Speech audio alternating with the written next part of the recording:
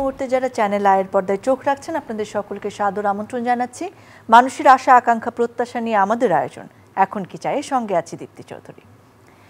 বৈষম্য বিরোধী ছাত্র আন্দোলনের বিজয়ের পর ইতিহাসের এক নতুন সড়কে পা ফেলেছি আমরা। সব রকমের শোষণ, বঞ্চনা, অন্যায় ও অসঙ্গতি দূর করে এক নতুন বাংলাদেশ গড়ার স্বপ্ন বাস্তবায়নের পথনকশা তৈরি করতে কাজ করছি আমরা। রাষ্ট্র পরিবর্তনের দায়িত্ব শুধু সরকারের একার নয়, ব্যক্তি পর্যায় থেকে শুরু করে সমাজের প্রতিটি অংশ, সামাজিক সংগঠন সবাইকে দায়িত্ব নিতে হবে, অবদান রাখতে হবে দেশের, সমাজের ও ব্যক্তির ইতিবাচক পরিবর্তনের জন্য। আমাদের আজকের বিষয়, প্রিয় দর্শক, পরিবর্তনের জন্য প্রয়োজন সামাজিক উদ্যোগ।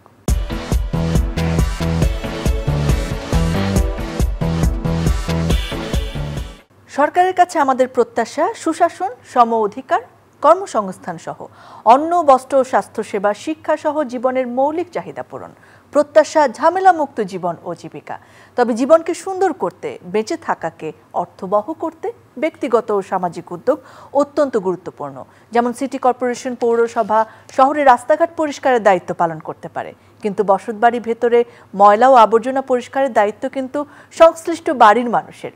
ব্যক্তিগত পরিচ্ছন্নতা, স্বাস্থ্যকর জীবন, ব্যক্তিগত শৃঙ্খলা এসব কিন্তু সরকার বা স্থানীয় সরকারের প্রতিষ্ঠান নিশ্চিত করতে পারে না। সেবা প্রদানকারী প্রতিষ্ঠানের দায়িত্ব আমাদের বাড়িতে নিরবিচ্ছিন্ন বিদ্যুৎ, পানি ও গ্যাস সরবরাহ নিশ্চিত করা, কিন্তু বিদ্যুৎ, পানি ও গ্যাসের অপচয় রোধ করার দায়িত্ব আমাদের সবার। সড়কে শৃঙ্খলা রক্ষার দায়িত্ব ট্রাফিক পুলিশ ও আইন শৃঙ্খলা রক্ষাকারী বাহিনীর, কিন্তু রাস্তায় দ্রুত গতিতে গাড়ি না চালানো, যত্রযত্র হর্ন বাজানো বন্ধ করা, এইসব দায়িত্ব কিন্তু চালকের, অর্থাৎ আমাদের বাড়ি, গ্রাম কিংবা শহরকে নিরাপদ, বাসযোগ্য ও সুন্দর করার দায়িত্ব নিতে হবে ব্যক্তিগতভাবে আমাদেরকে, পরিবারকে এবং সমাজকে। আর এইসব বিষয়ে কাজ করার জন্য গুরুত্বপূর্ণ ভূমিকা পালন করতে পারে সামাজিক সংগঠন। অনুষ্ঠানে আজকে আমাদের সঙ্গে দুজন মানুষ রয়েছেন যারা এই বিষয় নিয়ে কাজ করছেন জনগণকে সচেতন করার জন্য। শুরুতেই আমন্ত্রণ জানাতে চাই জনাব আপন আহসান, তিনি ডাইরেক্টর এক্সপ্রেশনস লিমিটেড, স্বাগত জানাচ্ছি। আমাদের সঙ্গে রয়েছেন একজন শিক্ষক এবং ইয়াং অ্যাক্টিভিস্ট জুবাইর আহমেদ, স্বাগত আপনাকে। আমরা যখন সামাজিক উদ্যোগের কথা শুনি কিংবা সমাজ নিয়ে মানুষ কাজ করছেন জানতে পারি, সেটি আসলে আশার জাগানিয়া হয়ে ওঠে আমাদের জন্য। সেই জায়গায় আপনারা যে উদ্যোগটি নিয়েছেন, আমরা জানি যে বনানীকে নিরাপদ, সুন্দর এবং বাসযোগ্য করার জন্য। আপনি যেরকম একদম শুরুতেই বললেন যে একটা রাষ্ট্রের সকলের দায়িত্ব আছে রাষ্ট্রকে সুন্দর করার জন্য, অর্থাৎ জনগণের একটা দায়িত্ব তো রয়েছে। এখন আমাদের এই যে বৈষম্য বিরোধী ছাত্র আন্দোলনের পর সমাজের যে অবস্থায় আছে, এক ধরনের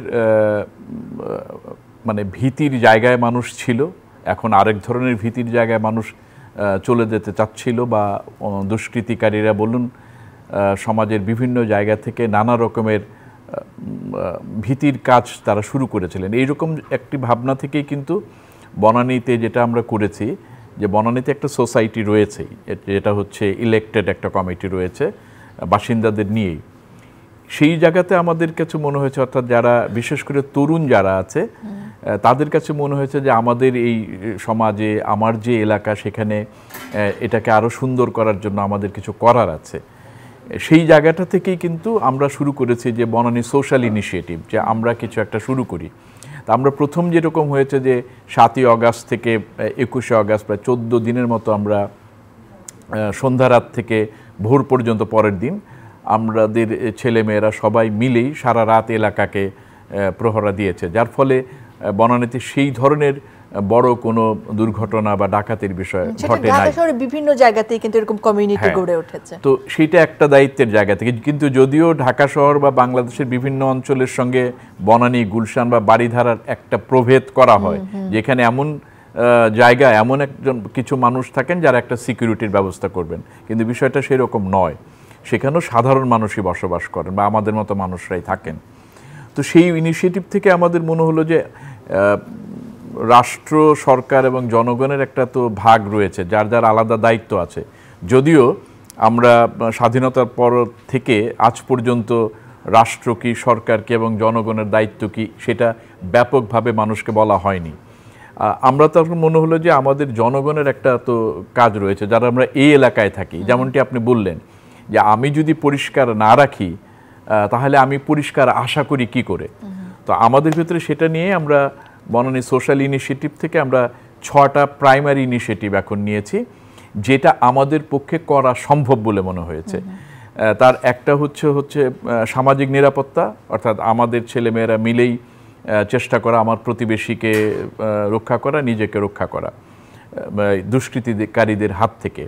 দ্বিতীয় বিষয়টি হচ্ছে যে এই সমাজে আমরা এখনও গাড়ি কিভাবে চলবে, হর্ন কি করে বাজাবেন না, ময়লা কোথায় ফেলবেন না, এটা আমরা ভাবি যে প্রত্যেকে আমরা জানি, কিন্তু আমরা কিন্তু প্রত্যেকেই জানি না। তার একটা বড় বিষয় হচ্ছে যে ল্যান্ড ডিভাইডার, মানে আমরা গ্রামে যে আইল থাকে, অর্থাৎ ল্যান্ড ডিভাইডার, তারা ল্যান্ড বিক্রি করে ঢাকায় এসে এখন ল্যান্ড ক্রুজার চালান। কাজে তিনি ঠিক জানেন না যে ল্যান্ড ডিভাইডার থেকে ল্যান্ড ক্রুজার চালানোর মাঝখানে অনেক কিছু তাকে শিখতে হবে, জানতে হবে, এবং এই সমাজ সেটা শেখায়ও না।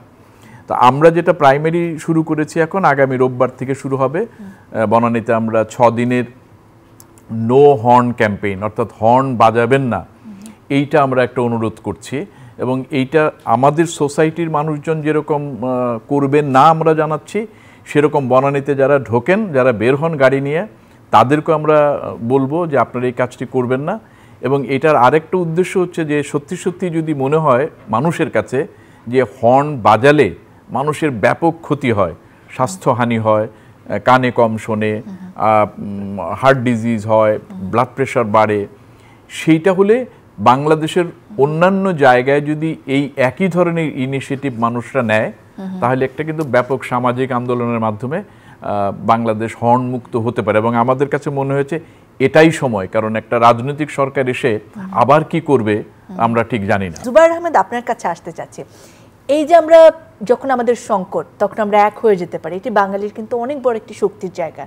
আমরা 24-এর গণ আন্দোলনে দেখেছি, তারপরে যখন পুলিশ ছিল না, আমাদের দেশে একটা অরাজকতার পরিস্থিতি তৈরি হয়েছে, তখনও জনগণ একসঙ্গে হয়ে কিন্তু নিয়ন্ত্রণে এনেছেন পরিস্থিতি। ঠিক তারপর বন্যা যখন আসলো, যে যার মতো করে এগিয়ে গেল। কিন্তু কেন আমরা এই ব্যাপারটাকে আসলে আমাদের কালচারের মধ্যে আনতে পারছি না, যে কোনো অনৈতিকতা কিংবা যে কোনো অস্থিরতার মধ্যে আমরা রুখে দিব, যেমন একটি ঘুষ যদি কেউ নেয় সেটাকেও আমরা সামগ্রিকভাবে রুখে দিতে পারবো। এটা আমাদের কালচার হওয়ার মধ্যে কি কি বাধা আছে বা প্রতিবন্ধকতা আছে বলে আপনি মনে করেন? আপনি খুব চমৎকার একটা বিষয় উল্লেখ করেছেন, সেটি হচ্ছে কালচার। আসলে যখন আমরা আমাদের 24 বছর যখন আমরা পাকিস্তানি শাসন শোষণের মধ্যে ছিলাম, সেখানেও কিন্তু একটার পর একটা রেভলিউশন, একটার পর একটা সংগ্রাম, 69 ঘটিয়ে 71, তার পরবর্তীতে আমার দেশ আসলো। এরপর আবার 90-এর স্বৈরাচার বিরোধী আন্দোলনে আবারও আমরা সেই এরশাদকে হটিয়ে আবার আমরা দেশ পেলাম। এরপর আবার এই 24-এর রেভলিউশন হলো। তো এই যে লম্বা সময়টা যাচ্ছে, 90-কে আমরা গোল্ডেন টাইম বলে, তারপরের যে সময়টা পাচ্ছি, এই সময়টাতে কিন্তু রাজনৈতিক যে কালচারটা, এই রাজনৈতিক কালচারটা খুব আমরা যেরকম চাচ্ছিলাম, আমাদের প্রত্যাশার যে জায়গাটা ছিল সেই জায়গাটাতে পাইনি। যেটা হয়েছে, যখনই আমার কোনো স্বার্থের জায়গাটাতে আঘাত এনেছে, তখন আমি রাস্তায় গিয়ে দাঁড়াচ্ছি, এটাই চলমান ছিল। কিন্তু এই রেভলিউশনটা যেটা আমাদেরকে দেখিয়ে দিল যে শুধু তাই না, যখন প্রয়োজন পড়ছে তখন কিন্তু আমরা সবাই মিলে এক হয়েই কিন্তু প্রতিবাদী হয়ে একটা চেঞ্জ নিয়ে আসছি। এখন এই বিষয়টা সব ক্ষেত্রে সম্ভব হবে না। আজকে ঢাকা বিশ্ববিদ্যালয়ে আমরা যদি চাই শিক্ষকরা রাজনীতি করবেন না, শিক্ষক রাজনীতিতে থাকবে না, এটা আমাদের সবার চাওয়া। তো সেই জায়গাটাতে কিন্তু আমাদের চাওয়ার পাশাপাশি যারা এখানে লায়েবল আছেন, অর্থাৎ এখানকার ভিসি, চ্যান্সেলর, ভাইস চ্যান্সেলর, তারা যখন চাইবেন, রাষ্ট্র কাঠামো থেকে যখন চাইবে, তখন কিন্তু সেটা সম্ভব হবে। প্রতিটা জায়গায় জায়গায় গিয়ে আমরা রেভলিউশন করে করে চেঞ্জ আনতে পারবো না, কিন্তু আমরা একটা কালচার তৈরি করতে পারি, যেই কালচারটা একটা সুন্দর কালচার হবে, যেখানে আমরা নিজেরা সচেতন হব, শিক্ষিত হয়ে প্রত্যেকটা জায়গায় জায়গায় রাষ্ট্র তো থাকবেই, রাষ্ট্র বাধা দিবে, রাষ্ট্র আমাদের সাথে থাকবে, কিন্তু আমরা নিজেরা সচেতন হব, আমরা সেটা প্রতিবাদ করব। যেমন আমি একটু বলতে চাই, আপন ভাই যেটা বললেন যে ওনারা একটা ক্যাম্পেইন নিচ্ছেন, আগামী 7 দিন হর্ন বাজাবেন না ওনাদের এলাকাতে, খুবই চমৎকার। এখন এইটা আমি সচেতন হব, কিন্তু এইখানে কিন্তু রাষ্ট্রের যে আইন আছে হর্নের প্রতি, এই জায়গাতে তো স্ট্রিক্ট হতে হবে। কারণ আমি যখন দেখব রাস্তায় জ্যাম, আমার 40 মিনিটের পথ যেতে 2.5 ঘন্টা লাগছে, ফুটপাতটা ফাঁকা পেলে কিন্তু আমিও ফুটপাতে উঠিয়ে দিচ্ছি। তো সেখানে যখন আইনের শাসনটা প্রতিষ্ঠিত হবে, তখন কিন্তু সেটা সম্ভব হবে না। আমি আমার পার্সোনাল এক্সপিরিয়েন্সে দেখেছি, আমি থাইল্যান্ডে বা ভুটানে গিয়ে আমি বাইক চালাতে গিয়ে আমার পাশে ফুটপাত খালি, আমি কিন্তু সেই ফুটপাতে তুলে দিচ্ছি না, কারণ আমি জানি এখানকার আইনটা কিন্তু খুব স্ট্রিক্ট। কিন্তু আমি আমার দেশে যখন দেখছি যে রাস্তাটা খালি, আমি তুলে দিচ্ছি, কারণ জানি যে এইভাবেই চলছে, কেউ আমাকে বাধা দিবে না। তো এই জন্য এই কালচারের জায়গাটাতে আমরা যদি একটু নিজেদেরকে রিফর্ম করি, সো গভর্নমেন্ট সহযোগিতা করবে, প্লাস আমরা নিজেরা একটু সচেতন হব, ইনশাল্লাহ প্রত্যেকটা জায়গাতে এইরকম মানে আপনি ঘুষের বিষয়টা বললেন, কোথাও ঘুষ হচ্ছে আমরা বাধা দিতে পারবো, কোথাও অন্যায় হচ্ছে বাধা দিতে পারবো। আজকে এখানে একটা অবিচার হচ্ছে, আমরা নিজেরা সচেতন থাকবো, রাষ্ট্র পাশে থাকবো ইনশাল্লাহ। যে কথাটা উনি বললেন একদম সত্য কথা, যে আমরা মুক্তিযুদ্ধের পর বাংলাদেশ, তখন আমি ছোট ছিলাম একদমই, বাংলাদেশ আশা করেছিল এরকম একটা দেশ হবে। 90-এর যে গণ আন্দোলন, সেখানে আমি যুক্ত ছিলাম, কারণ আমি তখন বিশ্ববিদ্যালয়ের ছাত্র, আমরা একদম সম্মুখ সারিতে এই কাজটা করেছিলাম। তখন আমরা আশায় বুক বেঁধেছি, কিন্তু আমাদের তখন যে ভুলটা হয়েছে, এখন যেন সেই ভুলটা না হয়, সেটা হচ্ছে ছাত্রদের কাছে বলা। ভুলটা হয়েছে এই যে সংস্কৃতির কথা বললেন, আমরা শুধুই ভেবেছি যে আমাদের সংস্কৃতি চর্চা করলেই হবে, যেহেতু আমি সংস্কৃতি চর্চা করি। সংস্কৃতি শুধুমাত্রই নাচ গান আবৃত্তি, মানে এই ধরনের কি বলবো যে সুন্দর বিনোদনের জায়গা বা খেলার বিষয়, এগুলোর ভিতরে ভাবনা ছিল। কিন্তু একটা বড় ভুল হয়েছে যে আমরা রাজনৈতিক সংস্কৃতির পরিবর্তন করিনি। রাজনৈতিক সংস্কৃতির পরিবর্তন করার অনেক প্রয়োজন। আমি আপনাদের চ্যানেলেও বলেছি, অন্য চ্যানেলেও কয়েকবার একই কথাই বলেছি। সেটা হচ্ছে যে এই দেশের সমস্ত সমস্যার সমাধান করা সম্ভব শুধু 3টা জিনিস যদি হয়। 1, সরকার যদি রাজি থাকে, প্রথম। 2, সরকার যদি রাজি হয়। 3, সরকার যদি রাজি হয়। অর্থাৎ এই 3টা কাজই কিন্তু একটি রাজনৈতিক দল করে, সেটা যেই এসে থাকুক না কেন। কিন্তু তারা চান কিনা।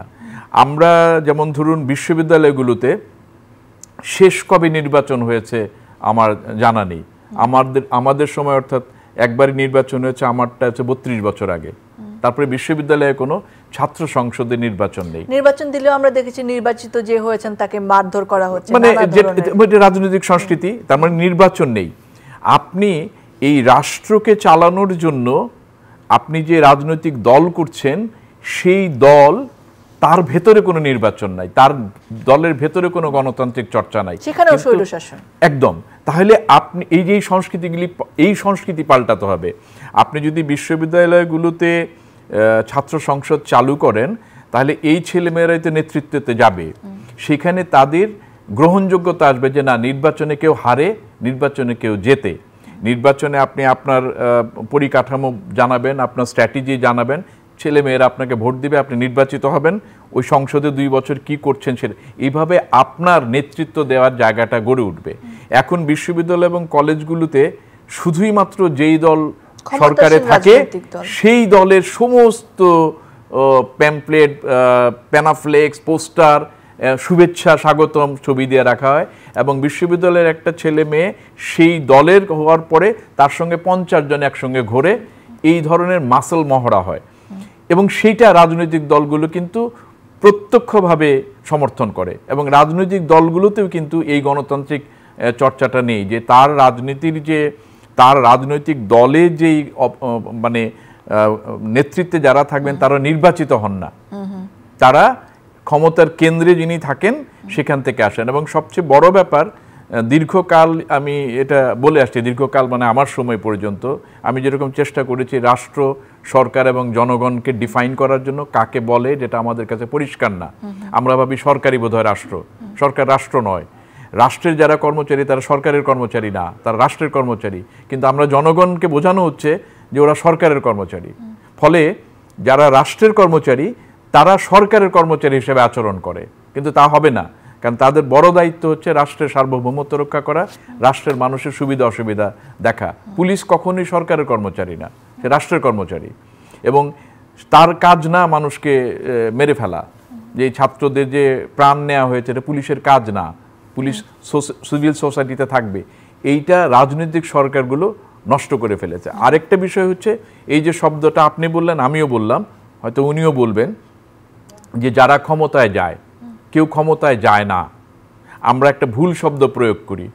আমার কাছে যেরকম মনে হয় যে রাষ্ট্র সংস্কারের প্রথম 2টা কাজ করা উচিত।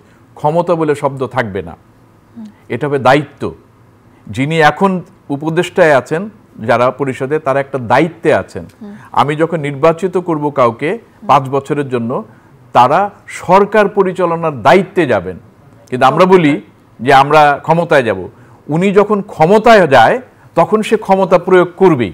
লাভলি, দারুণ একটা জায়গা। সে যদি দায়িত্বে যায় তখন তার কাছে মনে হবে যে জনগণ আমাকে এই দায়িত্বটা দিয়েছে, এটা আমাকে পালন করতে হবে। এই জায়গায় একটা বড় সমস্যা। আরেকটা সমস্যা হচ্ছে রাজনৈতিক সংস্কৃতির, যে একজন সরকারি দল থাকে, আরেকজন বিরোধী দল থাকে। এই যে বিরোধী দল, বিরোধী মানেটা কি? আমি যাই বলবো না কেন, এখন জুবায়ের যদি আমার সাথে বসা, সে যদি বিরোধী দল হয়, তা আমার সমস্ত সবসময় বিরোধিতা করবে, যাই বলবো সে বিরোধিতা করবে। বিরোধী দল হতে পারে না। একটা দল নির্বাচিত হবে, সে সরকারি দল, আরেক দল নির্বাচিত হয় নাই, সে হচ্ছে বেসরকারি দল। অর্থাৎ সরকার গঠন করবে একজন, বেসরকারি দল তারাও একটা গঠন করবে, যেটা ছায়া মন্ত্রিসভা হবে, যে আমি থাকলে আমি কি করব। এইটা হচ্ছে রাজনৈতিক সংস্কৃতি। এই সংস্কৃতির চর্চা 90 থেকে আজ পর্যন্ত আমরা করিনি। তো আমরা এখন যারা মানে উপদেষ্টা পরিষদে আছেন, সেখানে অনেক বিজ্ঞ মানুষ আছেন, ছাত্ররা একটা ভীষণ মহান কাজ করেছেন জীবন দিয়ে। তারা এই পরিবর্তনগুলোতে যাক, যেগুলি বড় বড় জায়গায় পরিবর্তন করা। আর যেগুলো আমরা জনগণ আছি, যেমন আপনি উদাহরণ করলে আমরা নো হংকিং ক্যাম্পেইন করছি, হর্ন বাজাবেন না, আমরা যেখানে সেখানে ময়লা ফেলবেন না, ওয়ান টাইম ইউজ প্লাস্টিক এটা বাংলাদেশে বন্ধ করা দরকার। কারণ আমরা কার্যটা দেখি, কারণ দেখি না। এই যে ঢাকা শহর বা বাংলাদেশের জমি পলি নষ্ট হয়ে যাচ্ছে, আমি কিন্তু চিপস খেয়ে প্যাকেট ফেলছি, আমি কিন্তু 2 টাকার আলু কিনে একটা পলিথিনের ব্যাগ নিয়ে যাচ্ছি। এটা কিন্তু কার্য। এটার কারণে হচ্ছে যে আমার এই পানি জলাবদ্ধতা হচ্ছে। এগুলো কিন্তু আমরা এখনই বন্ধ করতে পারি। এর জন্য রাষ্ট্র সংস্কারের প্রয়োজন নাই, আইন সংস্কার করার প্রয়োজন নাই। যেমনভাবে অনেক কিছুই উপদেষ্টা পরিষদ বসেই বাতিল করে দিয়েছেন, এই ঘটনাটা এখন করা উচিত। যে বাংলাদেশে পাটের উৎপাদন আছে, জুট ব্যাগ আছে, একসময় আমরা থলি নিয়ে বাজারে যেতাম, আজকেই বন্ধ করা উচিত। সিঙ্গেল ইউজ প্লাস্টিক এসইউপি এখন বন্ধ হবে। যে না, আইন করে বন্ধ করা উচিত। আইন আছে, আইন আছে, কিন্তু ওই যে বললাম, আইনটা করা আছে, রাষ্ট্রও আছে, প্রশাসনও আছে। কিন্তু প্রশাসনে যারা আছেন, তারা সরকার যারা গঠন করেছিলেন, তারা তো সরকার যারা এখন গঠন করছে, তারা আপনি দেখবেন যে তার অধিকাংশ ব্যবসায়ী, এবং ওই ব্যবসায়ী আমার সরকার গঠন করেন। আবার যারা সরকারে আছেন, রাজনৈতিক দলের নেতৃত্বে যারা আছেন, তারা ব্যবসা করেন। এবং ওই ভদ্রলোকের যখন প্লাস্টিকের ব্যবসা, সে কি যে আমার কথা বলবে? সে তো আমার কথা বলবে না। সে কি এই যে পরিবহনের যে অব্যবস্থা, তিনিই তো পরিবহনের মালিক, আবার তিনি আবার হচ্ছে তিনি জনগণের কথা বলবেন? তিনি বলবেন না। আমাদের ট্রেন একটা লাভজনক জায়গায় পৌঁছাতে পারে, কিন্তু ট্রেন কি লাভজনক জায়গায় যাচ্ছে? যাচ্ছে না। কারণ সরকারের ওই মন্ত্রী, সরকারের ওই মন্ত্রী বা সরকারের ওই নেতা, ওই রাজনৈতিক দলের নেতা পরিবহনের মালিক। সে করবে যে আমার বাস চলুক, আমার পরিবহন ব্যবস্থার প্রয়োজন নাই। এইগুলো জায়গায় সংস্কারের অনেক প্রয়োজন রয়েছে, এবং এই জায়গাতেই জনগণের একটা বড় দায়িত্ব আছে। আলটিমেটলি কিন্তু জনগণ যেমন বাংলাদেশের মালিক, ঠিক তেমনি তাদেরও একটা এই যে জবাবদিহিতার পরিবেশ সৃষ্টি করা, সেখানে তাদেরও একটা ভূমিকা রাখার নিশ্চয় জায়গা আছে। সেখানে জনসচেতনতার প্রশ্নটি বারবার উঠে আসে। আবারও এই বিষয়টি নিয়ে আপনার কাছে শুনবো। জুবায়ের আহমেদ, আপনার কাছে একটুখানি আসতে চাই। আমরা যখন সামাজিক উদ্যোগের কথা বলি, কিংবা জনগণ হয়ে যখন আমি একটা ভালো কাজে সংগঠিত হতে চাই, সেই জায়গায় সরকারের পৃষ্ঠপোষকতাও কিন্তু একটা গুরুত্বপূর্ণ ভূমিকা পালন করে। কারণ সবাই যে অনেক বেশি শক্তিশালী হতে পারবেন একা একা চলার মতো, সেটা নাও হতে পারে। কিংবা যখন রাষ্ট্র সংস্কারের জায়গা আসে, তখন সরকারের একটা স্টেক হোল্ডার হওয়ার ব্যাপার থাকে। সেটার জন্য আপনার কি মনে হয় যে সরকার থেকে আসলে কি কি আমাদের প্রত্যাশা থাকতে পারে? নতুন যে সরকার, এই অন্তর্বর্তীকালীন সরকার কিংবা নতুন যে সরকার আসবেন, তাদের কাছে কি দাবিটি আমরা রাখতে পারি? যারা সামাজিক কাজ করি, সামাজিক উদ্যোগ রয়েছে, তারা কি প্রত্যাশা করতে পারেন? আপন ভাই যে কথাটা বললেন, বারবারই এই কথাটা উঠে আসছে। কারণ এই বিপ্লবের পর কিন্তু আমাদের প্রত্যাশাটা অনেক বেশি, কারণ আমরা একটা পরিবর্তন চাচ্ছি। এই পরিবর্তনটা বারবার কথাটা আসছে, রাজনৈতিক যে সংস্কৃতিটা এতদিন ধরে বিদ্যমান ছিল, এই সংস্কৃতির পরিবর্তনটা আমরা চাচ্ছি। এখন যারা বিপ্লবটা করলো, বা সবাই মিলেই তো করলো ছাত্রদের নেতৃত্বে, তো এই ইয়াং জেনারেশন কিন্তু তারা ওই আগের রাজনৈতিক সংস্কৃতি চায় না।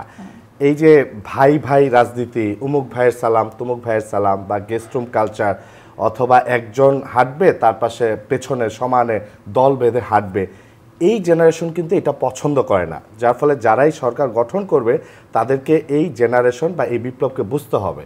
সো এই জেনারেশনকে বুঝতে না পারলে তারা কিন্তু হাতে একটা মোবাইল সেট থাকে, মন চাইলে ডিলিট করে দিতে পারে, অর্থাৎ একটা অপশন তাদের কাছে খুব ইজিলি থাকে, ডিলিট অপশন। সো আপনি আবারও সেই একই কাজ করছেন, একই ভাইয়ের সালাম, একই কালচার নিয়ে আসছেন, তাহলে তো এই বিপ্লবের সুফলটা আমরা পাবো না। তখন কিন্তু এই শিক্ষার্থীরা কিন্তু আপনাকে ডিলিট অপশনে চাপ দিয়ে ডিলিট করে দিবে। সো এই জন্য আমাদের সবচেয়ে বড় প্রত্যাশা যেটা, এতদিন ধরে যে কালচারটা বিদ্যমান ছিল এই কালচারটার পরিবর্তন ঘটবে। আর এই পরিবর্তন ঘটতে গেলে পরে আমরা নিজেরা, যেমন আমি পার্সোনালি যেটা ফিল করি যে আমার দেশের মানুষগুলি কিন্তু ভীষণ পরিমাণে, আপন ভাই যেটা বললো যে অনেক কিছু জানতে দেওয়া হয় না, অনেক কিছু বুঝতে দেওয়া হয় না, প্রশ্নের জায়গা তুলতে দেওয়া হয় না, তো ভীষণ রকমের অজ্ঞতার মধ্যে থাকে বা অশিক্ষা আষ্টে পৃষ্ঠে ছেয়ে আছে আমার দেশের মানুষগুলির মধ্যে। তো এইখানে একটা বড় চ্যালেঞ্জ, আমরা অনেক মানুষের একটা খুব জনবহুল একটা দেশ, এই দেশটাতে শিক্ষার পরিমাণটা বাড়িয়ে মানুষগুলিকে একটু সচেতন করতে পারলে আমরা যেমন অংশগ্রহণ করতে পারবো, তার পাশাপাশি যে গভর্নমেন্ট যেরকম সংস্কৃতির পরিবর্তন করে, যে প্রত্যাশিত গভর্নমেন্ট, তারা আসলে পরে মানে ওই আমরা নিজেরা সচেতন হব প্লাস গভর্নমেন্ট, দুইটা মিলে আপনি যে জায়গাটা বললেন যে আমরা অনেক সামাজিক উদ্যোগ নিতে পারি, নেওয়া হবে, প্লাস এগুলো সফল হবে। অনেক ধন্যবাদ আপন হাসান। আজকের বিষয়টাকে যদি আবার ধরতে চাই যে সামাজিক উদ্যোগ আসলে আমাদের এই পরিবর্তনের জন্য ভীষণ গুরুত্বপূর্ণ, সেই জায়গায় আপনার কি মনে হয়? আপনি তো একজন অভিনেতা, আপনি সংগঠন করেন, কালচারাল সংগঠন, পাশাপাশি এখন সামাজিক সংগঠনও করছেন। আপনার কি মনে হয় যে এই যে সংগঠিত হওয়ার জন্য আমাদের কোন জিনিসটা সবচেয়ে গুরুত্বপূর্ণ? কিংবা আমরা হয়তো ইন্ডিভিজুয়ালি অনেকেই চাই যে এই ভালোটা হোক, আমরা কিভাবে আসলে একটা কি বলবো সম্মিলিত শক্তি হতে পারি? দর্শকদের জন্য কি উপদেশ দেবেন কিংবা সাজেশন থাকবে কি? এটা সাজেশন দেওয়ার মতো জায়গায় আমি একদমই নেই। আমার বক্তব্যটা হচ্ছে যে ক্রাইসিস মানুষকে একত্রিত করে। ধরুন আমি দীর্ঘকাল যেই সোসাইটিতে বসবাস করি বনানীতেই, সেখানে আমি যাদেরকে চিনি বা পরিচিত তারা শুধুমাত্র আমার বন্ধুরাই ছিল। আমরা একটা অ্যাপার্টমেন্ট কালচারে বসবাস করি, আমরা উল্টো দিকের দরজায় কে থাকে জানি না। কিন্তু এই ক্রাইসিসের সময় যখন আমরা এলাকা পাহারা দেওয়া শুরু করলাম বা বিভিন্ন জায়গায়, তখন কিন্তু শত শত মানুষকে এখন আমি চিনি এবং তারাও আমাকে চেনে। অর্থাৎ একত্রিত হওয়া যায় যে কোনো ক্রাইসিসের সময়। তো বাংলাদেশে একটা পরিবর্তনের জায়গায় যাচ্ছে। আমরা মনে করি বা আমিও মনে করি যে আমরা যে উদ্যোগটা নিয়েছি, অপরিচিতরা একসঙ্গে হয়ে পরিচিত হয়েছি, সেই রকম যে কোনো মহল্লাতে বাংলাদেশের সমস্ত জায়গায় আপনারা একত্রিত হন এই সংস্কৃতির পরিবর্তনের জন্য, অর্থাৎ রাজনৈতিক সংস্কৃতি পরিবর্তনের জন্য, এবং সমাজের প্রতি আপনি দায়বদ্ধ হন। আপনি যা চান সেই কাজটা আপনি নিজে করা শুরু করেন। এবং এখন সময় এই সরকারের কাছে আমার প্রত্যাশা, অর্থাৎ যেই উপদেষ্টা পরিষদ, যেই অন্তর্বর্তীকালীন সরকার, এই সরকারের কাছে প্রত্যাশা যে এই কাজগুলো আপনারা করে তারপর যান, নতুবা এই অভ্যাসটা পরিবর্তন হবে না, মানুষের অভ্যাসেরও পরিবর্তন হবে না। আপনারা সবাই যারা যেই জায়গায় যেই মহল্লাতে আছেন, আমাদের কাছে ক্ষমতা রয়েছে হর্ন না বাজানো। এটা আমার ক্ষমতা, এটা আমাকে কেউ নিষেধ করবে না, আইন করে করার দরকার নেই, এটা আমি শুরু করতে পারি। আমার কাছে ক্ষমতা আছে, বা আমি যে খানিক আগে বললাম যে এইটা আমার ক্ষমতা, এইটা দায়িত্ব না, এটা আমার ক্ষমতা, আমি হর্ন বাজাবো না। সো আমাকে কেউ জোর করে বাজাতে পারবে না। আমি রাস্তায় ময়লা ফেলবো না, আমি মাঝ রাস্তা দিয়ে হাঁটবো না, আমি ফুটপাথ দিয়ে চলবো, আমি প্লাস্টিক ব্যবহার করব না, আমি সমাজের অশোভন কাজ করব না, আমি ঘুষ নেব না। এগুলি সবই আমার কাছে। যেমন সবজির বাজারে জিজ্ঞেস করেছি যে সবজির দাম শুনলাম কাগজে দেখলাম কমেছে, তো তোমার এখানে কমেনি কেন? তো সবজিওয়ালা সঠিক উত্তর দিল যে ফেসবুকে কমেছে, কিন্তু বাস্তবে কমেনি। দেখেন পুরো একটা মেট্রোপলিটন শহরে রাস্তার উপরে এখন চলছে হচ্ছে ব্যাটারি চালিত রিক্সা, অর্থাৎ সিস্টেমটাকে ব্রেক করা হচ্ছে। আমাদের আশা যে মানুষ, আমরা যদি সচেতনভাবে আমরা যা চাই সেটা এখন শুরু করি, কেউ না কেউ শুরু করলে ওখানে একত্রিত হবে। আমাদের এলাকায় আমি শুরু করেছিলাম, আরেক এলাকায় আরেকজন শুরু করবে, এবং শুরু করলেই হবে, এটাই বিশ্বাস। আমরাও সেই বিশ্বাসটি করতে চাই। অনেক অনেক ধন্যবাদ আপনাদের দুজনকে আমাদের সময় দেওয়ার জন্য। প্রিয় দর্শক, ধন্যবাদ আপনাদেরকে যারা সঙ্গে ছিলেন। এখন কি চাই? এখন চাই জনগণের একতা, জনগণের সচেতনতা এবং বাংলাদেশের জন্য সকলে মিলে কাজ করে যাওয়ার স্পৃহা এবং ইচ্ছা। নিশ্চয়ই আমরা সেটি পারবো এবং বাংলাদেশকে নিয়ে যে স্বপ্ন আমরা দেখেছি, এই নতুন বাংলাদেশ, আমরা সেই স্বপ্ন অনুযায়ী তৈরি করতে পারবো। সেই বিশ্বাসটি রেখে শেষ করছি আজকের আয়োজন। আবার দেখা হবে। ভালো থাকুন, সুস্থ থাকুন।